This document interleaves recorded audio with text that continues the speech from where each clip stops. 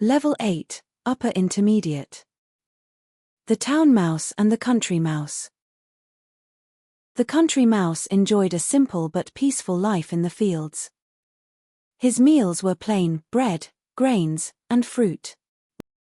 One day, his cousin, the town mouse, came to visit. After tasting the food, the town mouse shook his head. "Cousin, this food is far too simple. Come with me to the city. I will show you how fine life can be." Curious, the country mouse went with him. In the city, he entered a beautiful dining room. A long table was filled with cakes, cheese, meat, and sweet fruit. The country mouse's eyes shone with wonder. He was about to take a bite when the door burst open and a cat stormed in. The two mice ran for their lives, trembling with fear. When the danger passed, the country mouse said, "Cousin, your food is rich, but your life is too dangerous. Better to live with little in peace than to live with plenty in fear."